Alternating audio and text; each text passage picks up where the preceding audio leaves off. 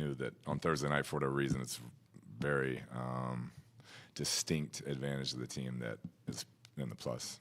And overall, even with some of the ups and downs through the season, turnovers only been 5 through 7 games. Yeah, thank God. It's the only thing that's kind of kept us in it, you know, with how we've sputtered at times offensively. We've at least protected the ball, and then limited penalties for the most part as well. I think those 2 areas have given us a chance to at least hang in there. Kyler saying you guys went with a huddle because you felt like you could kind of slow things down for internally.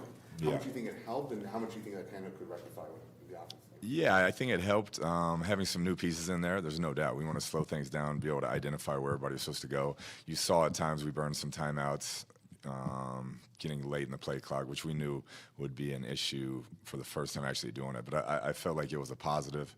I think being able to change up some more fast-paced stuff and get in the huddle will help us moving forward. How do you think Rashard Lawrence is doing, or how is he doing?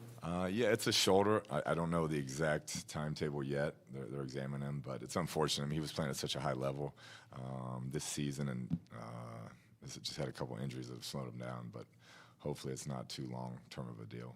Did you get a chance to look at kind of how Cody Ford performed? Yeah, I thought he came in there and did a nice job. I mean, that's without practicing literally for 5 weeks, no pads, anything. And so got in there and knew what to do. And it was good to see him and Billy Price together. I mean, 2 guys who don't have a lot of time on task in our offense perform at a high level there late in the game. With the aid of the tape, seeing how you played, what was DeAndre's impact on the passing game? Kind of how did he spread things out? Yeah, I just showed it to the team. The kind of hidden yardage is the 3 passing penalties he drew. You know, 1 PI and I think 2 holds. That one was like a 3rd and 10, one was a 2nd and 12 that we took a sack on, and then one was a 2-point conversion that we got to put the ball in the 1 and do it again. And since he's been here, I can't tell you how many times. I mean, there's not a stat, I don't think, on that, but it's incredible how many times he's helped us in that department. So you have his 10 catches, plus you have those 3. Those are huge swings in the ball game, especially with the struggles we've had on 3rd downs. You might not want to comment, but it looked to us, there might have been a few others that were missed too. Yeah. I mean, that happens, and he's a physical player. I mean, he gets into people as well, so they're going to let some of that hand fighting going on. The first 3rd down, I thought we had a real chance to get one, but just the impact that can have sustaining drives is you can't put a price tag on that. I'm sure he can, but yeah, he will try to again, I'm sure. How do you assess defensively? I mean, obviously you got the turnovers, you got the touchdowns. There was a lot of yards there. There were probably times where how do you kind of assess how they were as a unit?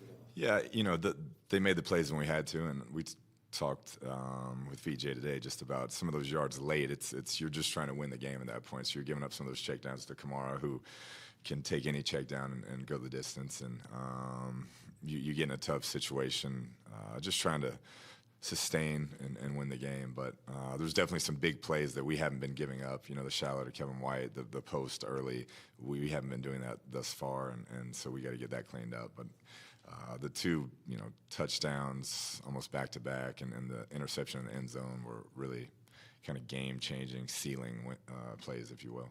How close was that to complementary football? Yeah, it's getting there. It's getting there. I think defense has kept us in a bunch of games this season, and hopefully the offense can continue to improve and then lift each other up. But those plays when we needed them were really big. We talked so much also since the summer about the situation with Marco and then, of course, with Isaiah early. How gratifying that was as coaches for 2 guys who were just kind of challenged and not only played pretty well, but come up with those big plays. Yeah, it tells you everything you need to know about them as competitors. Got challenged and have both answered the bell. Their practice habits, intentionality, and everything they do, intensity, focus has just been tremendous. And particularly Isaiah, like what he's done since week 1 has been fabulous. Being able to cover nickel, whoever's in the slot, play the nickel there. He's so long, so big, so fast. Even if they get some separation, it doesn't look like you're the quarterback. So he's done a tremendous job and just continues to make big plays. Is Prater a situation where you feel like he's going to heal, or is it something you're going to probably have to manage all season? I'm hoping that over the next 3 or 4 days, he'll feel a lot better going into next week. But we'll be smart with what we do, and obviously limit some of those kicks at times if we can. It seems like all of your stats were up with Hopkins on the field yesterday. What did he do for? I mean, since he's if you look at like when he's played and he hasn't, I mean that offensively it's pretty dramatic. And like I said, defenses have to play you differently. I mean, they just do. I mean, the run game opens up when they're rolling another guy to him. And I talked about him drawing the penalties, and he just sets things up for other people because they always got to know where he's at. I was on the post-game show last night that they called a players-only meeting last week. I'm guessing you weren't invited, but did you get the details from that and what was said? Yeah, I don't have any moles in that deal.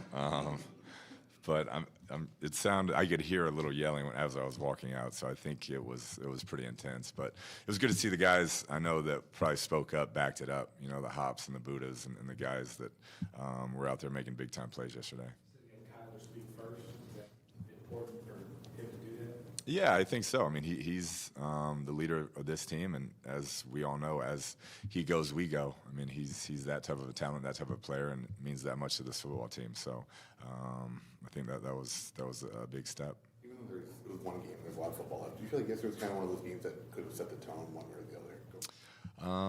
I don't know if it'll set the tone, but to have that type of emotion and a Thursday night game and hadn't won there in a long time, you could definitely feel that we needed that type of momentum heading into Minnesota, and to have that for 10 days that we can build off of, I think will be good for us moving forward. What do you envision A.J. Green's role moving forward? Yeah, we're going to work through that. I mean, with all these pieces now, it's going to be a challenge for us to maximize who we have and see what we can get out of the personnel groupings that we have. But we'll spend the next 8 or 9 days going through it and see what we come up with. What does the mini buy do for a team? I mean, it's not necessarily a full buy, but does it help? Yeah, it definitely helps with some of our injury issues. There's some guys that I think are on the fringe of getting back that are really important to us. So we'll be able to do a little bit of a self-scout the first 7 weeks as coaches and see what we're good at, what we got to get better at, where we can improve. And like I said, then some of the new personnel we're getting back, how can we incorporate them and keep going? Coach, with the optics of that sideline thing with Kyler, is that something you have to talk about in terms of almost crossing the line there, the way that looked on TV? Yeah, I haven't seen it. I went to bed and came here and got ready for team meetings. So it was an emotional game, incredible atmosphere in there. Everybody was intense and rocking, and that's just part of the game. With the receiver, you look like Rondale was used a lot more than normal on the outside and also moved, hop around. Is that going to be a trend, and how do you think that went?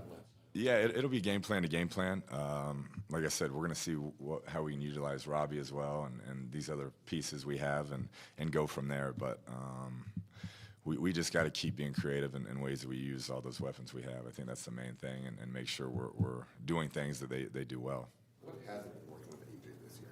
What's that? What has not been working with AJ this year? Yeah, I mean, for the reason, the ball hadn't come his way as much as I'm sure he would like, and sometimes that happens. But he's done everything we've asked him to do, and he'll continue to keep working. I know in the scheme of things, maybe not that big. What's the thought on having all three quarterbacks active? Yeah, Trace has just done a nice job in practice, really just getting him ready. The last couple of years, we haven't made it through without some sort of injury going on in that situation. And then with Colt being out, whatever the last 5 weeks or 4 weeks, we want to make sure that we have three that are ready to roll. What do you do with the off weekend, Kliff? Sleep. Mm-hmm. Coach, thank you. Thank you all.